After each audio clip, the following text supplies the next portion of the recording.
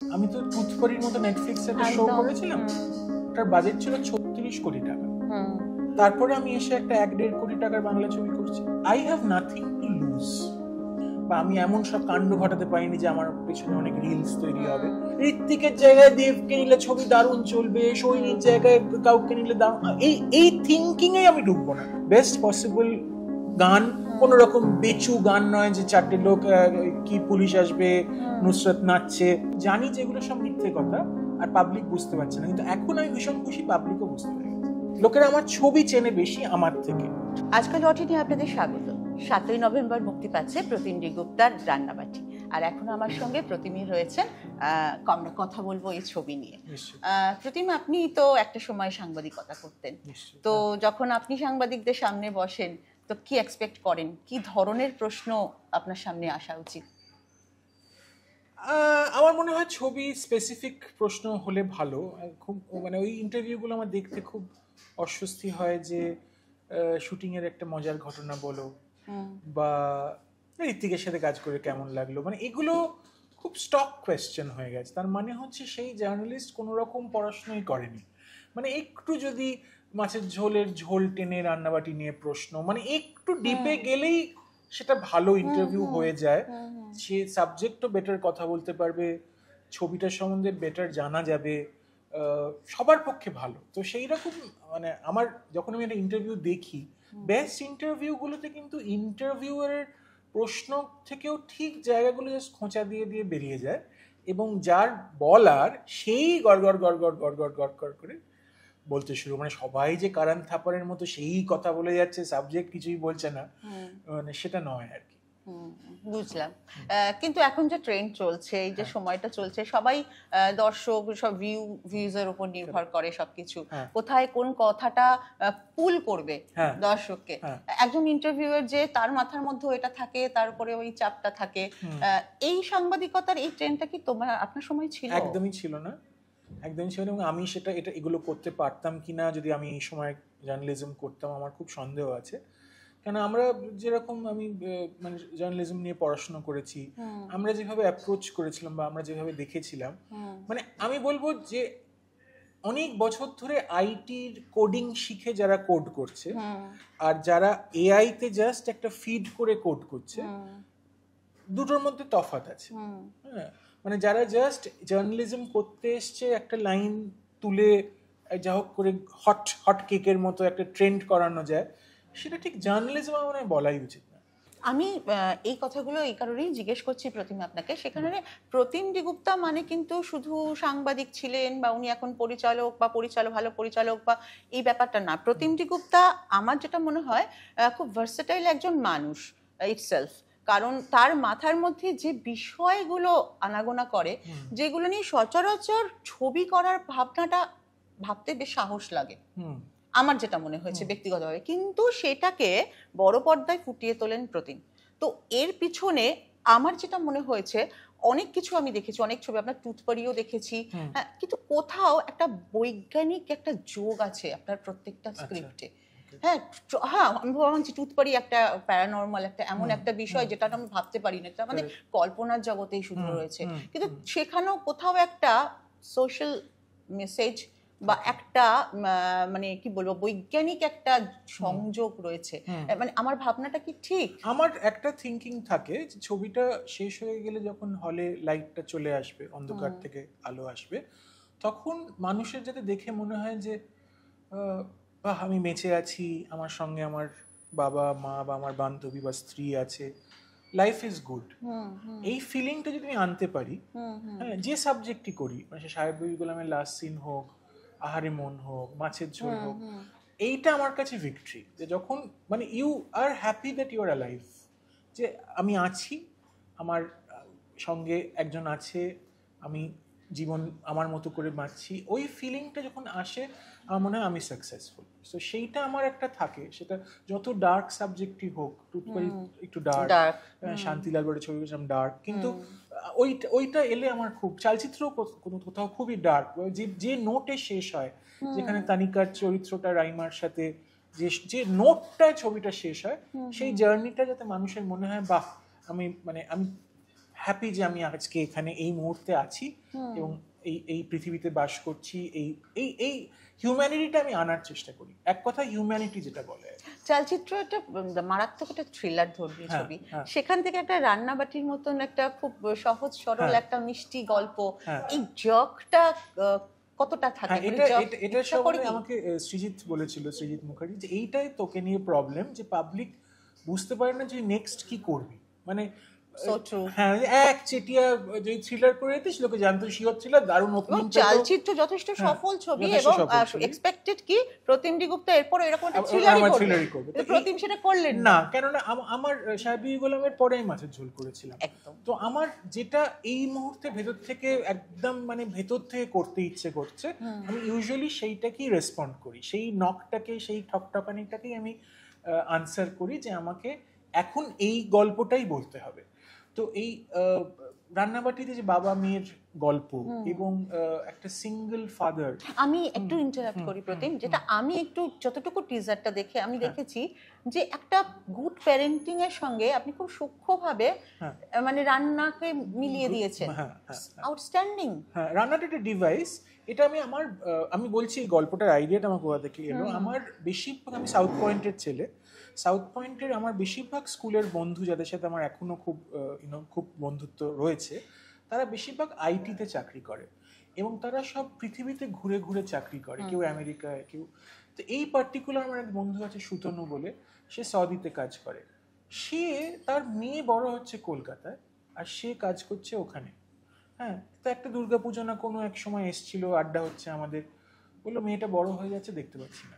এইটা আমাকে খুব, মানে এটা একটা সত্যি হন্ট, এবং এটা অনেকের সত্যি, এটা যে আমার ছেলে বা মেয়ের গ্রোয়িং আপ ইয়ার্সটা আমি চোখের সামনে দেখতেই পেলাম না, কারণ আমি একটা অন্য কিছু তাড়া করছি। সে টাকা হতে পারে, ফেম হতে পারে, যাই হোক, এটা ম্যাক্সিমাম ক্রাইসিস। তো এইটা আমার মনে হয়েছিল এটা একটা, এই গল্পটা বলা দরকার।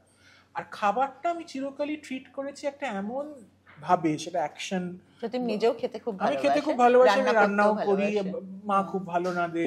হ্যাঁ, তো সেই দিক থেকে আমি খাবারটাকে এখানে ইউজ করেছি as a device, but mainly গল্পটা হচ্ছে একটা বাবার মেয়ের একটা ব্রিজ হচ্ছে মা, সেই মা মারা যায়, ব্রিজটা চলে গেল, এবার বাবা আর মেয়ে একই বাড়িতে দুটো স্ট্রেঞ্জার বাস করছে, একটা মাঝখানে বড় ডাইনিং টেবিল, এদিকে বসে ওদিকে বসে, কোনো কানেকশন নেই, ঠিক মাঝখানে একটা বাইরের হরগৌরী টিফিন সার্ভিসের খাবার, তারা দুজনেই খাচ্ছে, দুজনেই খারাপ লাগছে খাবার, কিন্তু দুজনের মধ্যে কোনো কমিউনিকেশন নেই। হ্যাঁ, এইখান থেকে গল্পটা শুরু হয়। এইবার বাবার চরিত্র ঋত্বিক কত রকম ভাবে চেষ্টা করে মেয়ের কাছে যাওয়ার, কারণ মেয়ে ভায়োলেন্ট হয়ে উঠছে, স্কুলে কম্পাস দিয়ে একজনকে মারছে, তো ও কোথাও একটা খুব চিন্তা থেকে, খুব একটা ওয়ারি থেকে ও ভালো যে আমাকে, মানে মেয়েকে একটা প্রজেক্টের মতো একটা পুরো, যে আমাকে সব ছেড়ে মেয়ের সাথে একটা রিলেশনশিপ তৈরি করতে হবে, সেখান থেকে গল্পটা শুরু। কিন্তু এই গল্পটা অদ্ভুতভাবে আপনি যেটা করলেন, একজন ইন্টারন্যাশনাল শেফকে আপনি এমন জায়গায় দাঁড় করালেন সে রান্নাই জানে না। না, সেটাই আইডিয়া ছিল, এটা অনলাইনার, এটাই আমি ছিলাম। এবং ঋত্বিককে এখানে আনার কি ওইটাই কারণ, ঋত্বিক না করলে হয়তো এই গল্পটা করতাম না, কেননা বা খাবার দিয়ে গল্পটা বলতাম না, কেন ওইটাই মজা। এখন যখন মানুষ এই ইনস্টাগ্রাম, ফেসবুক, এই যে এই রিলের জগতে রয়েছে, তারা কিন্তু দেব, ঋত্বিক, যিশু, আবির এদেরকে তাদের স্ক্রিন পার্সনের বাইরেও চেনে। হ্যাঁ, তো যখন আমার টিজারটা এলো, ফার্স্ট রিঅ্যাকশন হচ্ছে, আরে এই তো শেফ হয়েছিল, এই এখন রাঁধতে পারে না। সে তখন কিন্তু শুধু ক্যারেক্টার হিসেবে দেখছে না একে, ছবির বাইরেও এদের একটা যে জীবন আছে, লিংক আপ করে এইটা আমি চেয়েছিলাম যে লিংক আপটা হোক, অথচ এই ছবিটা সিকুয়েল নয়, এটা একটা অন্য চরিত্র, অন্য গল্প, ওটা মা ছেলের গল্প ছিল, এটা বাবার মেয়ের গল্প, কিন্তু এটা আমি চেয়েছিলাম যে মানুষ বুঝুক যে এটা একই ইউনিভার্সের গল্প। হ্যাঁ, মানে এও সুপারহিরো, হয়তো কোনো কানেকশন নেই, কিন্তু দুটোই যে সুপার হিরো ছবি, এইটা আমি চেয়েছিলাম। একদমই তাই। কিন্তু এটা কি করে বুঝলেন যে সোহিনী এত রন্ধন ফুটিয়েছে? সোহিনীর সাথে আমি অনেকদিন কাজ করতে চাই। সোহিনী মাছের ঝোল ওর মার সাথে দেখতে গিয়ে আমি মেসেজ করেছিল 2017, এবং ও যে প্রচন্ড ভাবে যে আমাকে নিয়েও, যেটা অনেকেই হিরো হিরোইনরা করে থাকে, বা আমি তোমার সাথে কাজ করতে চাই, কোনোদিন করেনি, এবং আমিও কখনো ওকে পাবলিকলি সবসময় আমি তোর সাথে কাজ করছি, কিন্তু ভেতরে দুজনেরই খুব ইচ্ছে ছিল একসাথে একটা কাজ করার। তো সেটা যখন আমরা ফাইনালি রান্নাবাটির সেটে আমরা সেটা অনুভব করলাম যে দুজনেই একটা চেষ্টা করছে একটা কমন গোল, যেটা দারুণভাবে কিছু করার।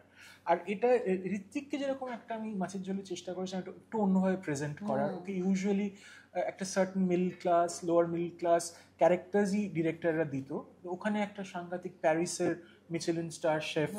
এখানে সোহিনীকেও আমি একটা চেষ্টা করি যেটা প্রচন্ড একটা স্টাইলিশ গ্ল্যামারাস একটা রিতা রে বলে একটা ক্যারেক্টারে ভাবতে, যেটা হয়তো সচরাচর সোহিনী এরকম রোল পায় না বা ডিরেক্টররা ভাবে না। তো ওটা আমার কাছে একটা পার্সোনাল চ্যালেঞ্জ ছিল যে ওকে একটা ওইরকম ভাবে প্রেজেন্ট করা। তো দেখা যাক। মাছের ঝোলে আপনি অনেক মাছের ঝোলে স্পেশাল রেসিপি Special দেখিয়েছিলেন, হ্যাঁ। যেগুলো দেখে মা ঠাকুমারাও বেশ অবাক হয়ে গিয়েছিল, হ্যাঁ, হ্যাঁ। যে যারা রাঁধতে ভালোবাসে রান্না, তারাও মনে হয়েছিল "বাহ, এটা হয়"। আমার মনে আছে আমি নিজেও ট্রাই করেছিলাম যে সত্যি রাঁধুনি দিয়ে এই মাছটা করা যায়, হ্যাঁ, একটু হ্যাঁ। ট্রাই করে দেখি তো কেমন লাগে। তো এইটার ক্ষেত্রে কি আপনি কোনো স্পেশাল এখানে আমি রেসিপি? মাছে সীমিত রাখিনি পুরো ব্যাপারটাকে, আচ্ছা। আরো মানে বড় মাঠে খেলতে চলে গেছি। আচ্ছা। তো এখানে সব ডিফারেন্ট রেসিপি। একটা আমার কোনো একটা দাদুর রেসিপি ছিল ট্র্যামফ্রাডো বলে, ইলিশ মাছ দিয়ে হতো, এই ছবিতে আছে ভেটকি দিয়ে করা, ওটা নারকুল দুধ আর জয়িত্রী দিয়ে, হ্যাঁ অন্যরকম, পুরো অন্যরকম একটা ইয়ে।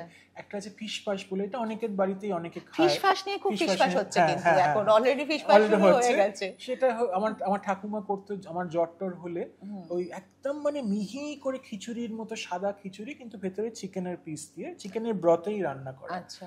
তো সেইটা এখানে একটা মেমোরি ডিভাইস হিসেবে আমি ইউজ করেছি, কেন ইদার যে চরিত্রটা মোহর, তার জন্য তার মা রেঁধে দিত। হ্যাঁ, এবার সেই একটা বোল ফিশপাস হঠাৎ দেখে টেবিলে রয়েছে, মা তো নেই, কে করেছে? তো এইভাবে খাবারকে আমি ইউজ করার চেষ্টা করেছি অ্যাজ কানেকশনস।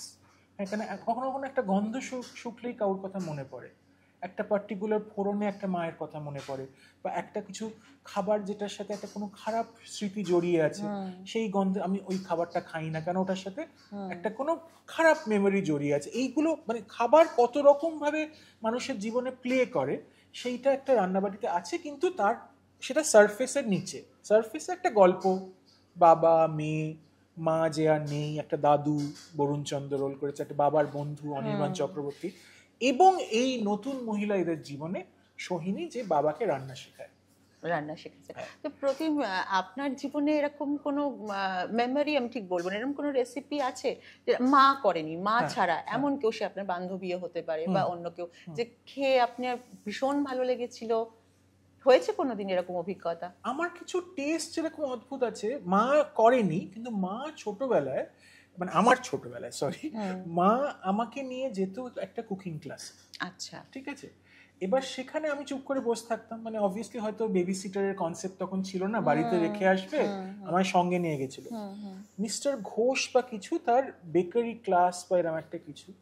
তো সেইখানে একটা কেক আমার মনে আছে, রান্নাটা যেই শেখানো হয়ে যেত সবাইকে খেতে দিত, এবার আমি বসে আছি, আমাকেও দিয়েছে, সেই টেস্টটা এখনো আছে। আমি তখন হয়তো 5-6 বছর বয়স। সেই কেকটা হয়তো মাও কোনোদিনও বাড়িতে করেনি, কিন্তু এই আমি দেখেছি এই মানে ফরমেটিভ ইয়ার্স, মানে যখন লাস্ট জীবনের মানুষের প্রথম 10-12 বছরের এই কোর মেমোরি গুলো, সেটা স্মেল, টেস্ট, ভিজুয়ালস, এগুলো একদম ভেতরে গেঁথে থাকে। Very true. হ্যাঁ, যেরকম তন্দুরি ফিশ, বিয়ে বাড়ির তন্দুরি ফিশে একটা গন্ধ থাকে, যেটা তুমি যখন একটা কোনো আজাদি ধাবা বা কোনো কোথাও তুমি সেই গন্ধটা পাবে না। ওরা হয়তো এমন একটা মিডিয়াম বা তেল ইউজ করে, বা যে ফুড কালার হয়তো ভুল জিনিস ইউজ করে, কিন্তু ওই টেস্টটা, হ্যাঁ, যেটা আমাদের ছবিতে আছে বিয়ে বাড়ির মাছের কালিয়া, বিয়ে বাড়ির মাছের কালিয়াটা কিন্তু অন্যরকম খেতে হয়, একদমই তাই। হ্যাঁ, আর এই টেস্টগুলো আমাদের চেনা। হ্যাঁ, তো সেই এইটারই একটা এক্সপ্লোরেশন আর কি। প্রতিম, বাংলা ছবি নিয়ে অনেক কথা হচ্ছে, অনেক কথা হয়। বাংলা ছবি দর্শক পছন্দ করছে না, কোনো ছবি পছন্দ করছে, যেটা পছন্দ করার সেটা করছে না। হ্যাঁ, এই একজন পরিচালক হিসেবে আপনি তো স্ক্রিপ্টও লেখেন, স্ক্রিপ্টটাও তো আপনিই লেখেন, তো আপনি যখন স্ক্রিপ্ট লেখা শুরু করেন, তখন কি বাংলা ছবির ব্যবসা, বাংলা ছবির মার্কেটিং, বক্স অফিস বা এইগুলো কাজ করে মাথার মধ্যে? মানে আমি একটা জিনিস আমার পার্সোনালি বলছি, আমি তো টুথপারির মতো নেটফ্লিক্সে একটা শো করেছিলাম, ওটার বাজেট ছিল 36 কোটি টাকা। তারপরে আমি এসে একটা 1-1.5 কোটি টাকার বাংলা ছবি করছি। এটার করার কারণটা হলো I have nothing to lose. এই ছবিটা যদি লোকে সাংঘাতিক নাম্বারস না পায়, না আমার জীবন শেষ হয়ে যাবে এবং হোপফুলি না আমার প্রডিউসারের জীবন শেষ হয়ে যাবে। তাহলে যেই টাকার ব্যাপারটা চলে গেল সিচুয়েশন থেকে, তার মানে আমি ছবিটাকে আমার মানে একদম ভেতর থেকে একটা মনের মতো, আমার পার্সপেক্টিভে মনের মতো করে কোন রকম যে ঋত্বিকের জায়গায় দেবকে নিলে ছবি দারুণ চলবে, সৈনির জায়গায় কাউকে নিলে দারুণ, এই থিঙ্কিং এ আমি ঢুকবো না। আমি ছবিটা আমার মতো করে যে best possible casting, best possible গান, কোন রকম বেচু গান নয় যে 4টে লোক কি পুলিশ আসবে নুসরত নাচছে, নাম নিয়েই বলছি, আমার দরকার নেই। মানে আমি এই ছবিটা আমি চাই লোকে দেখে ভালো লাগুক। কত নাম্বারস, কত কোটি টাকা উঠলো, কটা কর্পোরেট বুকিং হলো, আমি ওতে ঢুকতেই চাই না। তাহলে প্রতিমের অনলি এক্সপেকটেশন হচ্ছে ছবিটা দর্শকের মনের কাছে পৌঁছানো, ছবিটা দর্শকের মনের কাছে পৌঁছানোর, যদি ভালো লাগে স্প্রেড করুক। আমার সেকেন্ড উইক অলওয়েজ ফার্স্ট উইকের থেকে ভালো হয়। তো সেই রকম মানে চালচিত্ররও যদি দেখেন, সন্তান, খাদান সবার সাথে এসেছিল, তো সেকেন্ড উইকে সব ছবির কালেকশন কমে গেল, আমারটা বেড়ে গেল। হ্যাঁ, তার কারণ হচ্ছে আই ব্যাংক অন, মানে আমার সেরকম ভাবে একটা সৃজিতের ছবি বা কৌশিক গাঙ্গুলির ছবি বা প্রতিম দাশগুপ্তের ছবি দেখবো সেরকম আমার ড্র নেই। লোকেরা আমার ছবি চেনে বেশি আমার থেকে। হ্যাঁ, সেটা আমার হয়তো আমার গাফিলতি, বা আমি নিজেকে মার্কেট করতে পারিনি, বা আমি এমন সব কাণ্ড ঘটাতে পারিনি যে আমার পেছনে অনেক রিলস তৈরি হবে। তো সেই দিক থেকে আমার ছবিটা স্প্রেড হতে একটু টাইম নেয়। হ্যাঁ, তো আমি সেগুলো জানি, হোপফুলি আমার প্রডিউসাররাও যে হয়তো জানে। হ্যাঁ, তো এইটাই ভরসা যে লোকেরা দেখে আর 4টে লোককে বলবে যে এই ছবিটা দেখে আয়, ভালো হয়েছে। হ্যাঁ, কিন্তু এই যে সমাজ মাধ্যম এখন আমাদের এসে গেছে, এখানে আমরা দেখতে পাই আজকে এত কোটি ব্যবসা করেছে, কালকে অত কোটি করছে, আজকে হাউসফুল, আজকে সমস্ত টিকিট। আমার খুব অস্বস্তি হতো যখন আমি জানি যে এগুলো সব মিথ্যে কথা আর পাবলিক বুঝতে পারছে না। কিন্তু এখন আমি ভীষণ খুশি পাবলিকও বুঝতে পেরে গেছে।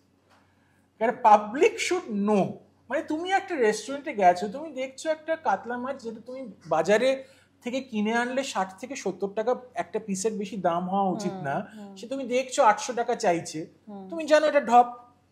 তো এই পাবলিক যখন জেনে যায় যে জিনিসটার ভেতরে ফাঁকা হলে বসে আছি কিন্তু লোকে চেঁচাচ্ছে যে 10 কোটি 15 কোটি 20 কোটি কামিয়েছে, এই যে জিনিসটা, এই মিথটা যে ভেঙে গেছে, এইটা আমার একটা খুব মনে, মানে আমি খুব খুশি বলবো না, কিন্তু আমি একটা কোথাও রিলিফ যে তুমি এই যে ঠকিয়ে জিনিসটা মানুষকে ঠকানো, এইটা চলে গেছে।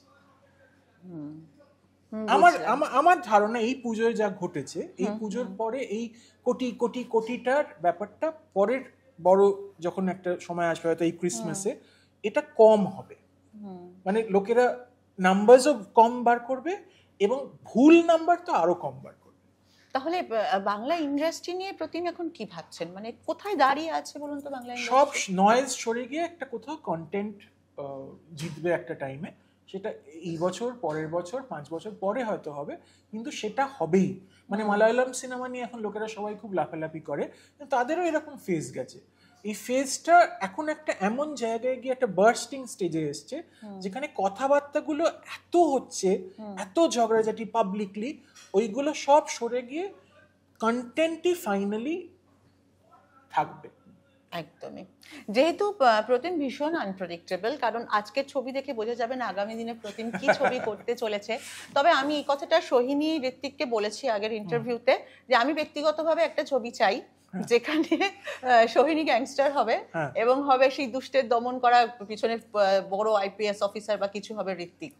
আমাকে কিন্তু সোহিনী বলেছে ও পুলিশের চরিত্র করছে। একদমই। আর আজকে আমি ডাবল রোল, গ্যাংস্টার প্লাস, হ্যাঁ এরকম একটা কিছু আগে থেকেই বলে দিলাম। সোহিনী হাসছে, আমি জানি, আমি ভীষণভাবে দেখতে চাই প্রতিম, এবং আপনার মতন হ্যাঁ রান্নার জন্য। হ্যাঁ হ্যাঁ, সোহিনী এখানে একটা কথা বলেছে যে যত গ্যাংস্টারই আসুক না কেন, যত দুর্দণ্ডকতা পুলিশ হবে, সে একটা রান্না আসবেই। আচ্ছা, কারণ আমাদের শেষ মানে এন্ড অফ দ্য ডে আমাদের রসনাটাই হচ্ছে আমাদের আসল বাসনা। লাস্ট এই রান্নাটা খেয়ে যাবে,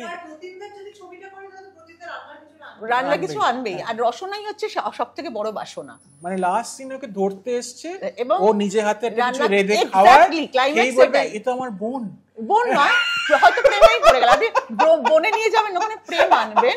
প্রেম এই ছবিতে আছে, সেটা একটা টিজারে বলা যায়, ট্রেলারে খুব ক্লিয়ার আছে, প্রেম এই ছবিতে আছে দুজনের, এবার হয়তো অন্য একটা কোনো সম্পর্ক এক্সপ্লোর করবো। প্রতিম অনেক সুন্দর সুন্দর ভালো কন্টেন্টের ছবি আমাদের উপহার দিক, এবং আমরাও চাইবো যে আমরা অ্যাটলিস্ট ছবি দেখতে গিয়ে মনটাকে আরো ফ্রেশ করে হল থেকে বেরোই, ভাবতে যেন না বসি যেটা কেন ঘটলো, ওটা কেন ঘটলো, বা এটা কেন হলো, এটা কি হলো, এটা কি আদৌ এই প্রশ্নের উত্তর দর্শক চায় না।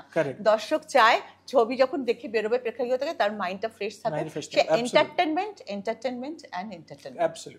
রান্নাবাটি নিয়ে কি বলবেন দর্শক? রান্নাবাটিটা যারা যারা একটু দেখছে বা দেখেছে তাদের মনে হয়েছে খুব সুস্বাদু খাবার। আমি বললে তো আপনারা বিশ্বাস নাও করতে পারেন আমি রাঁধুনি, কিন্তু ছবিটা খুবই খেতে ভালো হয়েছে শুনেছি যা। তো আপনারাও খান, 7ই নভেম্বর থেকে রেস্টুরেন্টে নয় সিনেমা হলে পাওয়া যাবে রান্নাবাটি। ঋত্বিক, সোহিনী, সোলাঙ্কি, ইদা, বরুণ চন্দ, অনির্বাণ চক্রবর্তী অভিনীত একটি feel good film about feelings, flavors and family. Thank you, Pratik. Thank you so much.